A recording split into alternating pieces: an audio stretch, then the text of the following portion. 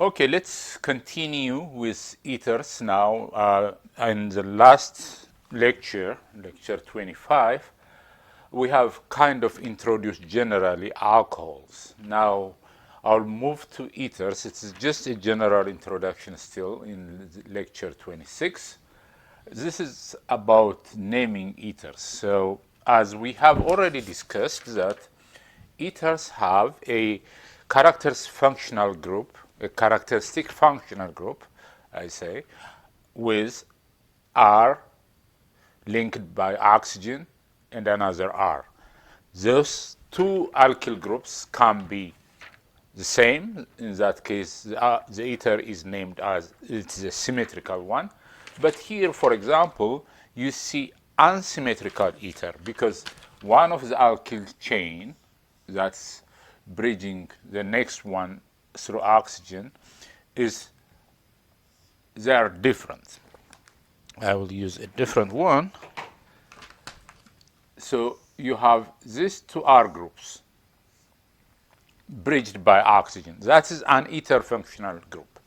So whenever you see anything that is bridged by oxygen, two alkyl chains, bridged, it could be cyclic system, they are ethers as a functional group. You don't have to memorize any compound by heart. You just need to recognize the functional group.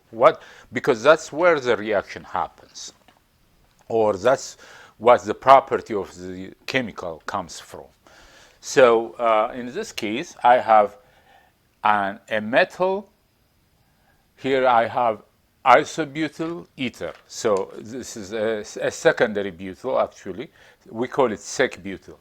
I want to show you some branched naming, common names. Sec-butyl is a secondary butyl substituent. We call this sec-butyl. That means you have 1, 2, 3, 4 carbons. That's why it's butyl. 1, 2, 3, 4, but it is attached on the second carbon. So that is called sec-butyl. So this is a sec-butyl, and this is methyl. So the name would be sec-butyl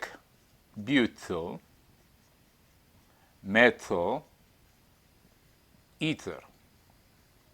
So this is a sec-butyl methyl ether. This is just kind of a common name. These are common ethers that you could find. So here you have a symmetrical ether. Symmetrical because the two alkyl chains are the same. So this is a diethyl ether. So it's diethyl. It is a common solvent. Diethyl ether.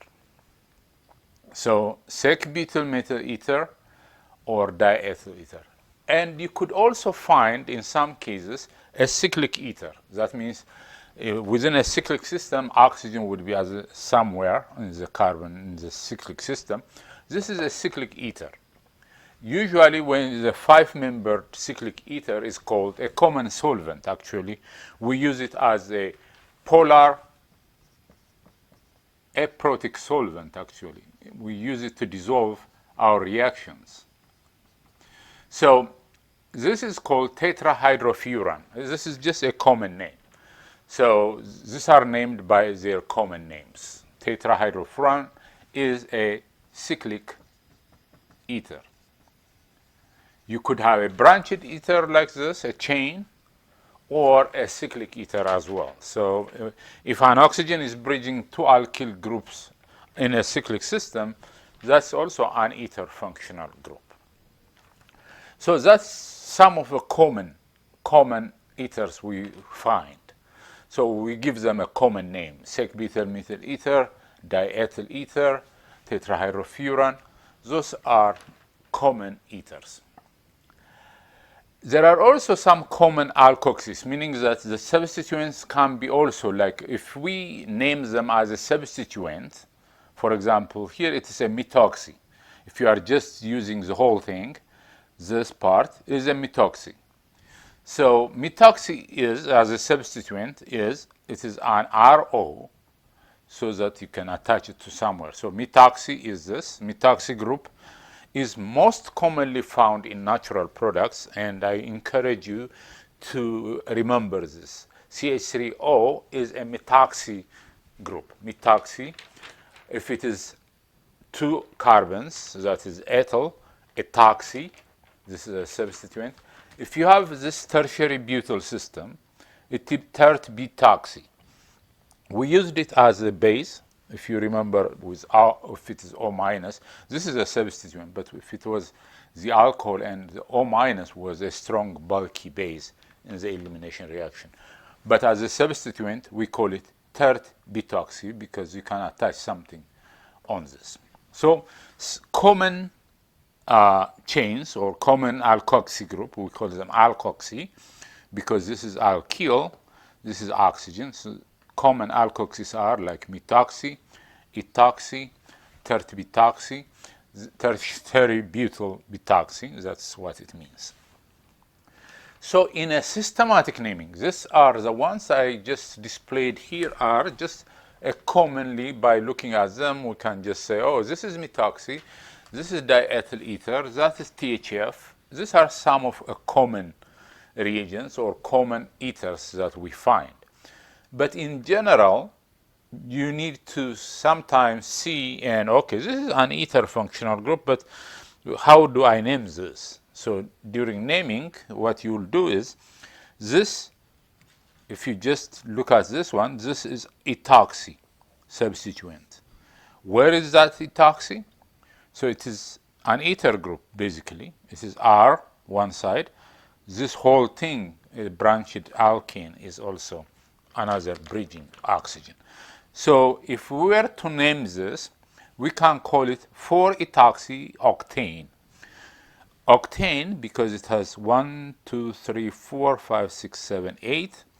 And at fourth position, you have an ethoxy substituent. So we used it as a substituent, and we were able to name it systematically naming. These are common names. But here, a systematic naming can be used as well. So to name as a systematic name, you should know the alkoxys name. That's methoxy, ethoxy, tert-butoxy. So here you see methoxy, right? So this is just a methoxy cyclohexane. That's what you see here. Okay, so these are different naming structures as an IUPAC naming. These are some of the substituents of ether type. And this is just a common ethers that we find commonly. This is sec-butyl methyl ether. This is diethyl ether. So, for example, another common one I can just include here. For example, if you have this is dimethyl ether, a symmetrical ether, dimethyl ether. So those are easier to name. And I remind you here, ethers also can exist as a cyclic system. In the cyclic system, instead of carbon, one of them could be oxygen, or two of them could be oxygen. So those are cyclic ethers. A common cyclic ether, a 5-membered ring, is called tetrahydrofuran. It's a common solvent that is a polar aprotic solvent as well. So we'll continue more in depth on some of the ethers we find. Okay, the third functional group, which is the epoxides, they are less common than ethers and alcohols as in natural products. You find them rarely in some natural products or synthetically because they are highly constrained, 3-membered ring with oxygen. That's what we call epoxide. So whenever you see this kind of structure, which is a 3-membered, highly constrained, with one of the carbons is replaced by, that is called a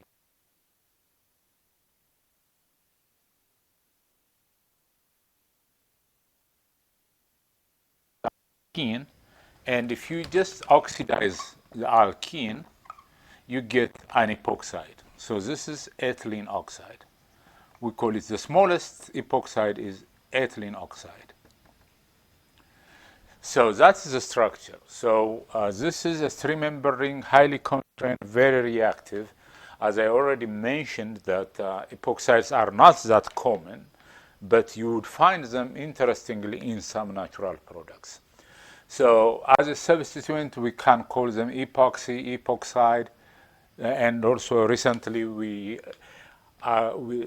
encounter naming like Oxiranes. Oxiranes can be also referred to epoxides. And in here, in the smallest one, for example, ethylene oxide, that is just a name given for this one. So you could find names as epoxy, epoxide, oxiranes, or oxide, all referring to that kind of functional groups.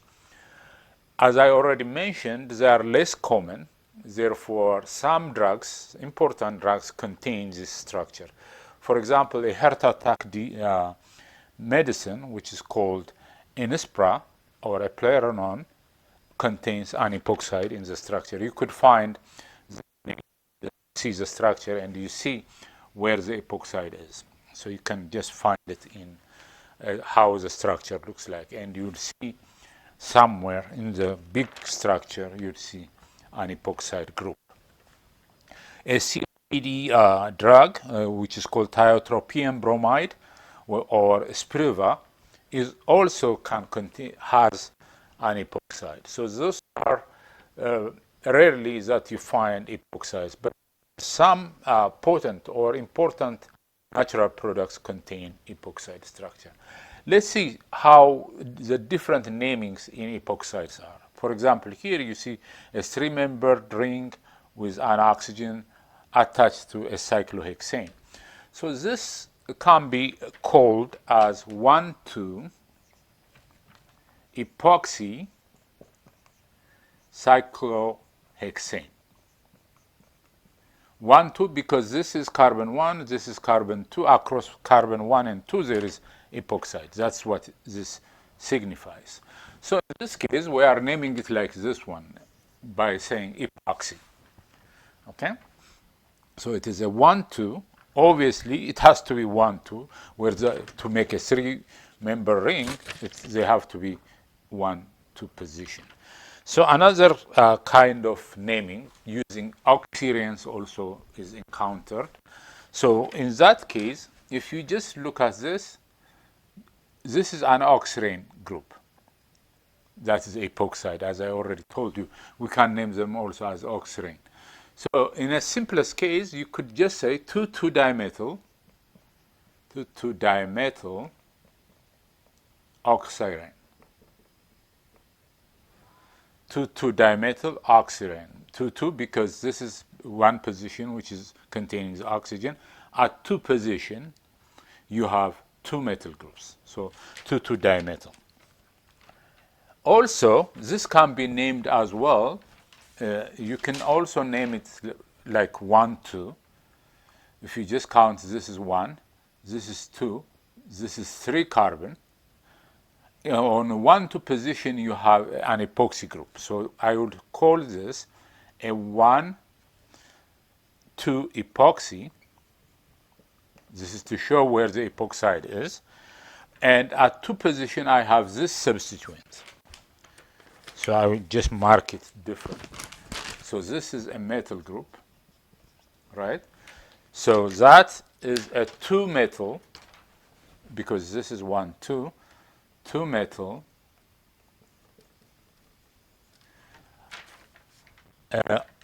propane. Propane because it is a 3 carbon. So these 2 names are possible. As oxirane, you can just call it 2,2-dimethyl oxirane, or you could just use 1,2 epoxy, and at 2 position there is a methyl group, this one, and it is a propane because 1, 2, 3 carbon. So that's also one of the naming. So as I already mentioned, an epoxide can be named as epoxy, oxirane. Oxide is just mostly common for the smallest the smallest epoxide. Here, for example, we can call this as an epoxy, it is 1, 2, 3, 4, 5. It is a pentane. Okay, so it is a 2 position, right? A 2 position is the epoxide. So it is 2, 3. The epoxy is along carbon 2 and carbon 3. That's where the ring system, the epoxide is. So I can call this 2, 3. But here the stereochemistry is also important because they have already shown us what the orientation, the 2 important groups are.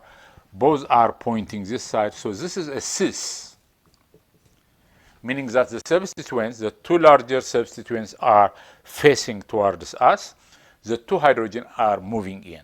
So both the large group and the small groups are pointing in the same direction. Large groups are out, small groups are in. So it is a cis, because you can't have a trans. I will draw the trans as well. So this is cis 2,3 epoxy, because the epoxide is at 2,3 position, carbon 2, carbon 3. This is carbon 2, carbon 3. This is carbon 1. This is carbon 4. This is 5. So this is a pentane. So this is a cis 2,3 epoxy pentane. Let me draw a trans 2,3 epoxy pentane. A trans 2,3 epoxy pentane just looks like this. If I have the metal group here, H is here, I will draw the propyl group back and the H group here. So what I have is the 2 smallest groups from this carbon. Between this carbon, the priority is for this one. Between this carbon, the priority is this one. So the high priorities are opposite side. So this is a trans, carbon 1, carbon 2, 2,3 is epoxy, 2,3 epoxy, and the chain is 1, 2, 3, carbon 4, carbon 5. That's pentane. Trans 2,3 epoxy pentane. So this is how cis and trans is categorized based on priorities, which side they are. So this large group is opposite to this large group on this one. So you always compare these two.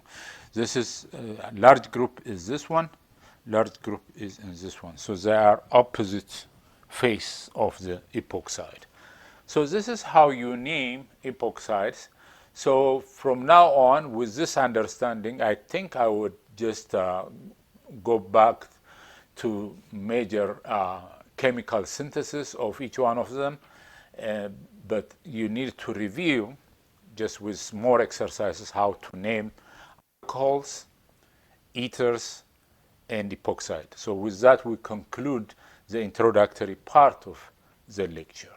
So from now on, what we'll be discussing would be the reactivity of alcohols, the synthesis of ethers, and so on. So it mainly deals with the chemistry of these functional groups, alcohols, ethers, and epoxide. So lecture 25 and 26 are just introductory section for alcohols, ethers, and epoxides.